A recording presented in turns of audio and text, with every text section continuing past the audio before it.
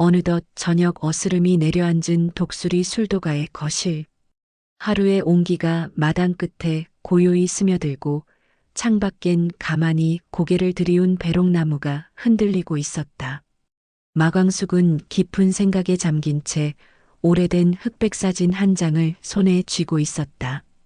사진 속 남자는 단정한 눈매에 어딘지 모르게 익숙한 느낌을 주는 사람이었다. 그리고 방금 전 그녀는 뜻밖의 소식을 들었다. 한국대학교 총동창회 사무국으로부터 걸려온 전화. 그녀가 장모님 박정수의 첫사랑을 찾겠다며 수소문하던 그 남자 박종우 씨는 이미 45년 전 교통사고로 세상을 떠났다는 것이었다. 가슴이 털썩 주저앉는 듯한 충격. 그녀는 마치 누군가에게 이 사실을 꼭 전해야 할 것 같다는 생각에 깊이 잠겼다. 그때였다. 현관문이 열리고 차를 들고 들어오던 어머니 공주실이 거실로 들어섰다. 광숙은 순간적으로 충동에 이끌리듯 손에 들고 있던 사진을 내밀었다. 엄마, 이 사람 혹시 본 적 있으세요? 공주실은 평소처럼 찻잔을 내려놓으려다 사진을 받아드는 순간 손에 들고 있던 찻잔이 바닥에 떨어져 산산조각 난다. 딱! 짧고 날카로운 소리와 함께 거실의 공기는 단숨에 얼어붙었다. 사진을 본 그녀의 표정은 공포에 가까웠고 떨리는 목소리로 되물었다. 이 사람 누군데 어디서 이 사진을? 광숙은 갑작스러운 상황에 말문이 막혔고 공주실의 얼굴은 점점 창백해졌다. 그녀는 결국 소파에 푹 주저앉더니 사진을 가슴에 꼭 껴안은 채 격하게 오열하기 시작했다. 오빠 정말 오빠구나. 이렇게 다시 볼 줄이야. 그 말을 듣는 순간 광숙의 심장은 빠르게 뛰기 시작했다. 엄마 이분이 엄마 오빠세요? 공주실은 고개를 천천히 끄덕였다. 그리고는 무너진 목소리로 말을 이었다. 이제는 말해야 할 때라고. 50년 동안 가슴에 묻고 살아온 진실을 더는 감출 수 없다고. 이 사람은 내 오빠 박종우야. 그리고 광수가 너는 사실 내 고모야. 순간 거실의 공기가 무너져 내렸다. 믿을 수 없는 말. 어릴 적부터 엄마라고 불러왔던 사람이 사실은 고모였고 아버지라고 생각했던 사람은 존재하지도 않았던 남자. 광숙은 숨조차 쉴 수 없었다. 공주실은 50년 전의 기억을 하나씩 꺼내놓는다. 사법고시에 3번 떨어진 오빠가 고향으로 내려와 지내던 해, 한 여자가 갓난아기를 안고 찾아왔다고. 그 아기는 오빠의 딸이라고 했고 아무 말 없이 아기를 맡기고 사라졌다. 오빠는 책임감 있게 아이를 키우려 했지만 결국 교통사고로 세상을 떠났다. 그리고 남겨진 아기. 공주실은 오빠를 대신해 그 아기를 키우기로 결심하고 자신의 이름을 바꾸며 딸로 삼았다. 그 아기가 바로 광숙이었다.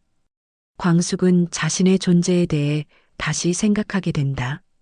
자신은 누구인지, 진짜 가족은 어디 있는지, 그리고 묻는다. 그 여자 저를 낳은 사람은 누구예요? 공주실은 고개를 숙인 채 조용히 입을 연다. 박정수라는 이름이었어. 종우 오빠의 첫사랑이자 너의 친엄마야. 이름을 들은 순간 광숙은 전율을 느낀다. 박정수, 한동석의 어머니, 즉 자신의 장모님. 자신이 그토록 찾아주려 했던 첫사랑이 친어머니였다는 믿기 어려운 진실. 광숙은 그대로 거실 바닥에 주저앉아 차가운 타일을 손으로 짚는다. 이건 우연일까, 운명일까? 다음 날 광숙과 공주실은 한동석의 대저택을 찾는다. 박정수는 낯선 방문에 놀라며 그들을 맞이하고 공주실은 자신을 소개한다. 저는 박주실이에요. 박종우의 여동생입니다. 순간 박정수의 눈이 크게 흔들린다. 오래전 이름, 가슴에 묻어두었던 그 사람의 동생이라니. 그녀는 벌떡 일어나 공주실의 손을 붙잡고 묻는다. 종우는 잘 있나요? 공주실은 잠시 입술을 깨물다 조용히 고개를 젓는다. 박정수는 그 자리에 주저앉고 목을 누르듯 울음을 참는다. 공주실은 말한다.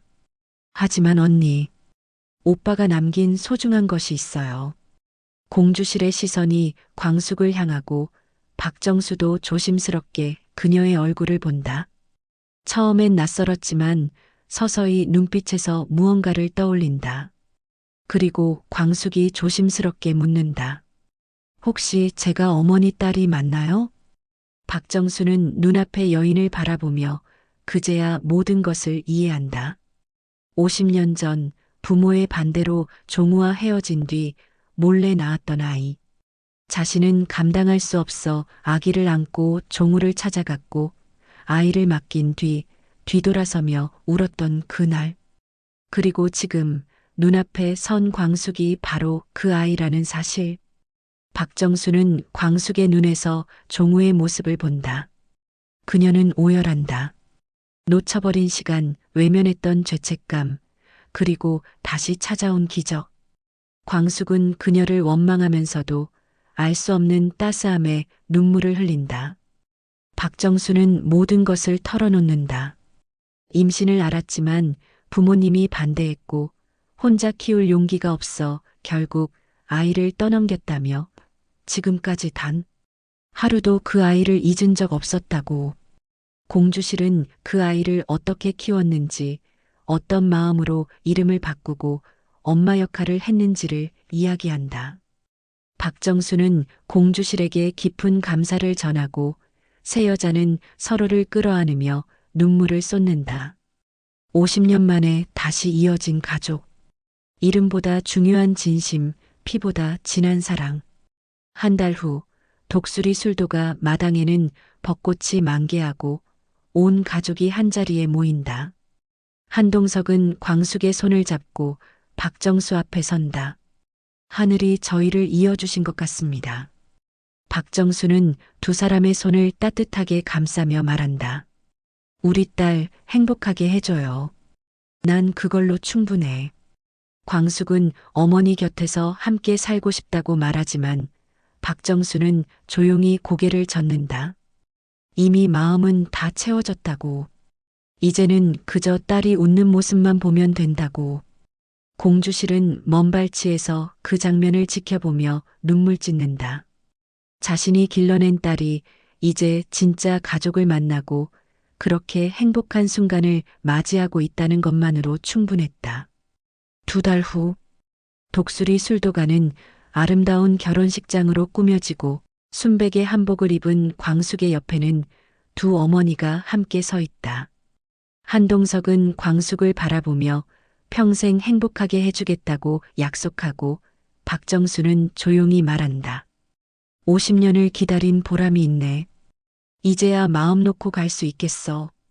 결혼식이 끝난 후 박정수는 마당 한 구석에서 오래된 사진을 꺼낸다.